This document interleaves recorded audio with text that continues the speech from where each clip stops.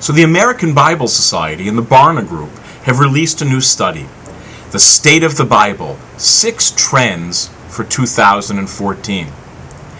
The first among these trends is that Bible skepticism, that's their term, is now tied with Bible engagement, also their term.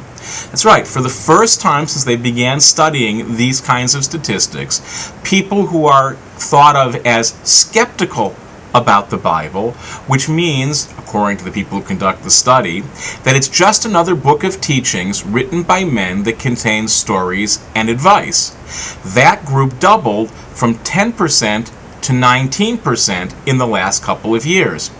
That 19% is now tied with those who are labeled Bible engaged, which means they read the Bible numerous times a week and believe it is the actual or inspired Word of God. Whatever those trends mean, call them good, call them bad, call them neither, why in the world would we make those opposite and competing claims? That to be skeptical about the Bible's origins and to be a regular reader of the book who takes it seriously, those are opposites?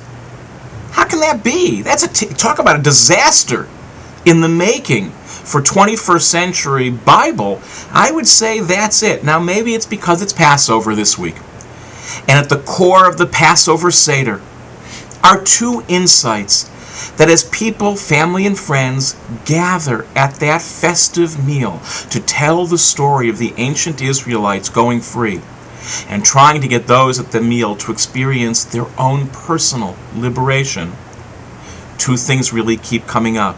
The centrality of questions as an expression of freedom, and the fact that not only is skepticism welcomed at the table, but outright heresy is welcomed at the table, because even that is a form of engagement if welcomed properly.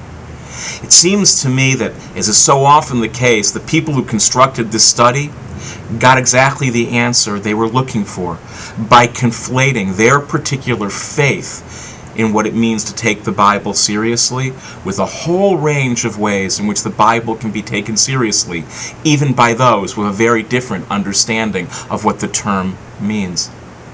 It seems to me that engaged and skeptical don't have to be opposing categories at all.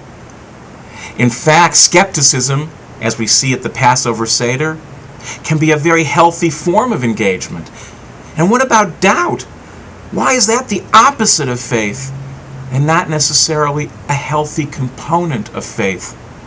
A component which opens our eyes to new possibilities and new realities, precisely the kinds of things that often invite us to engage more deeply when old readings and old understandings no longer speak to the issues that are animating our lives.